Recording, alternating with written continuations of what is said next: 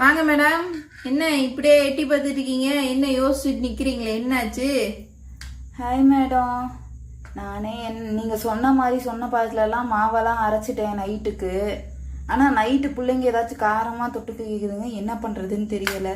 சரி, அதை உங்ககிட்ட கேட்கலாமா வேணாமா என்ன பண்ணுறதுன்னு யோசிச்சுட்டு. அவ்வளோதானே, வாங்க நான் உங்களுக்கு ஒன்று செஞ்சு காமிக்கிறேன். நீங்கள் அது மட்டும் உங்களுக்கு பிள்ளைங்கிட்ட அது மாதிரி கொடுத்து பாருங்க, டேஸ்ட்டாக சாப்பிடுவாங்க. இன்னும் 10 தோசை ஊற்ற சொல்லுவாங்க. ஊத்துறதுக்கு ரெடியாக இருந்துக்கோங்க. ஊற்றுறதுக்கு ரெடியாக இருந்துக்கோங்களா? தோசை வாக்கணுமா? சரி, என்ன சட்னின்னு கேட்டு வச்சுப்போம், அதுக்கப்புறம் பார்த்துப்போம். வாங்க பார்க்கலாம். சரி வாங்க. உங்களுக்காக பார்க்க போகிறது மேடம். மேடம், என்ன இவ்வளோ பூண்டெல்லாம் வச்சுருக்கீங்க? என்ன பண்ண போகிறோம்? பூண்டு குழம்பா? கிடையாது மேடம், உங்களுக்காக இன்னைக்கு பூண்டு சட்னி. இதை பாருங்க. ஆமாங்க, எப்படி பண்ணுறது காமிக்கிறேன் வாங்க. முதல்ல இதுக்கு தேவையானது ஒரு பூண்டு எடுத்துக்கோங்க, ஒரு 40 பூண்டு எடுத்துக்கோங்க.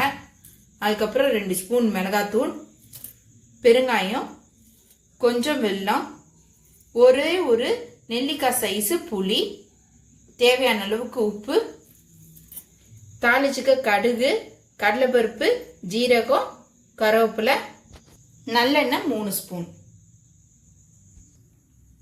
முதல்ல நம்ம எடுத்து வச்சிருக்க பெருங்காயத்தை போட்டுக்கலாம். அது நல்லா பொரியட்டும்.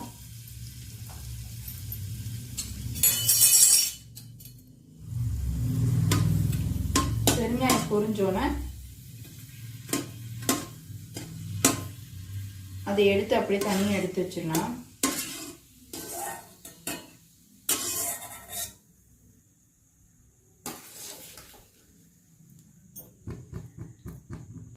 இப்போ பார்த்தீங்கன்னா நம்ம வச்சிருக்க பூண்டை உள்ள போட்டுக்கலாம்.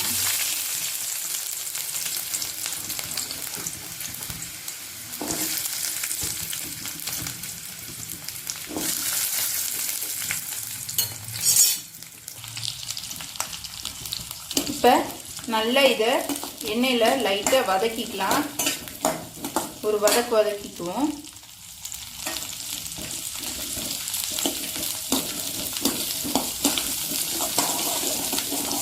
ரொம்ப வதங்கினா லைட்டாக கொஞ்சம் வதங்கிட்டோம்.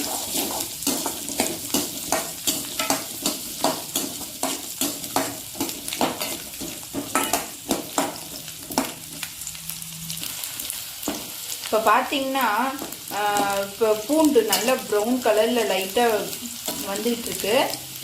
லைட்டாக ப்ரௌனிஷ் கலர் ஆகட்டும். இப்போ வந்து பூண்டு ரொம்ப ரொம்ப ரொம்ப உங்களுக்கு உடம்புக்கு நல்லது. இப்போ பார்த்தீங்கன்னா பூண்டு வந்து நம்ம உடம்புக்கு இப்போ மலச்சிக்கலாக இருந்துச்சுன்னா அந்த டைமில் பூண்டு சாப்பிட்டிங்கன்னா உங்களுக்கு உடம்புல இருக்க மலச்சிக்கலுக்கு யூஸ் ஆகும், ஃப்ரீயாக போகும்.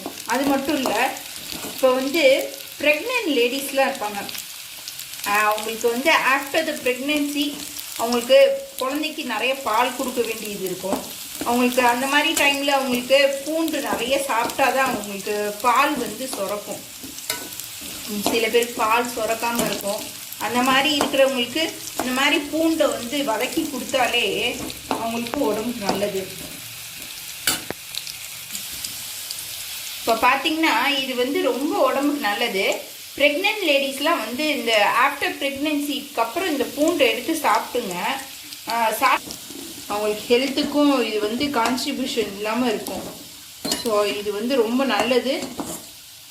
இது மாதிரி பண்ணி பாருங்கள். ஸோ இப்போ இது நம்ம வதங்கினது போதும், இதை எடுத்துடலாம். ஸோ இப்போ நல்லா வதக்கி வச்சுருக்கோம். இதை வந்து கொஞ்சம் ஆறுனதுக்கப்புறம் மிக்சியில் போட்டு இந்த பூண்டு, மிளகாத்தூள், உப்பு, புளி, இது 4 டீ போட்டு ஒன்றா சேர்த்து அரைச்சி வச்சிடலாம். இது ஃபுல்லாத்தையும் நான் போட்டு அரைச்சி எடுத்துகிட்டு வரேன். சரிங்களா? வெல்லம், பெருங்காயம் எல்லாமே சேர்த்து அரைச்சி எடுத்து விழுதாக எடுத்துகிட்டு வரேன். ஸோ இப்போ நம்ம நல்லா அரைச்சி பேஸ்ட்டாக எடுத்துகிட்டு வந்திருக்கோம். எல்லாமே போட்டு அரைச்சி இது இருக்குது. ஸோ இப்போ நம்ம ஏற்கனவே எடுத்து வச்சிருக்கத தாளிச்சுக்கலாம். இப்போ பார்த்தீங்கன்னா வதக்கின எண்ணெய் கொஞ்சம் பேலன்ஸ் இருக்குது. அந்த காய் இது மட்டும் பூண்டை மட்டும் எடுத்துட்டு அப்படியே பேலன்ஸ் இருக்குது. ஸோ இந்த எண்ணெயிலே பேலன்ஸ் இருக்க நம்ம தாளிச்சு கொட்டிடலாம். இதுக்கு எண்ணெய் ஊற்றிட்டு காஞ்சோன்னு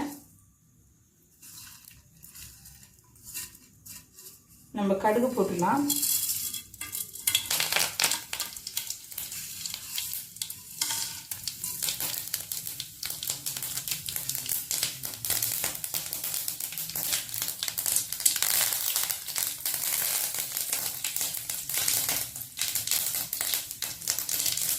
இப்போ நம்ம கடுகு வெடிச்சிச்சு. இப்போ இதை போட்டுடலாம். நம்ம வச்சிருக்க அரைச்சி வச்சிருக்க விழுத போட்டுடலாம்.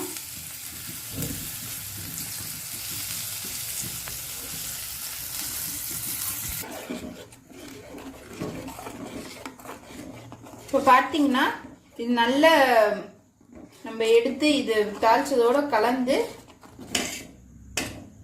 கொஞ்சோண்டு வேணா நீங்கள் தண்ணி வேணா ஆட் பண்ணிக்கோங்க. இந்த டைமில் ஆட் பண்ணி இது நல்லா கலந்துக்கோங்க. ஒரு கொதி வரட்டும். கொதி வந்தக்கப்புறம் நல்லா கொதிச்சு, ஏன்னா நம்ம புளி போட்டிருக்கோம், அந்த பச்சை வாடை வந்து கொஞ்சம் போகிறதுக்காக தான் ஒரு நல்ல ஒரு கொதி வர சொல்கிறேன். கொதி வந்தக்கப்புறம் நம்மளோட பூண்டு சட்னி ரெடி.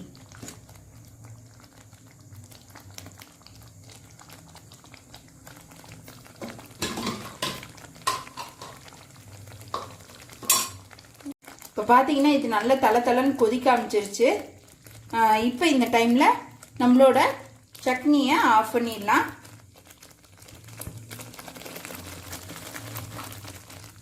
மேடம் இந்தாங்க உங்களோட கார்லிக் சட்னி ரெடி. வாங்க சாப்பிட. மேடம் ரெடி ஆயிடுச்சு. இந்தாங்க. என்ன மேடம் அவ்வளோ ஆர்வமா? இல்லை மேடம், பார்க்கவே கலர்ஃபுல்லாக ஒரு மாதிரி இதுவாக இருக்கா. வாசனை வேற, அந்த கார்லிக்கோட வாசனை வந்து ஒரு மாதிரி நல்லா ஒரு மாதிரி இருக்குது. அதான் எடுத்தோடனே டக்குன்னு ஃபுல்லாக எடுத்துகிட்டு போயிடலான்னு வந்தேன்.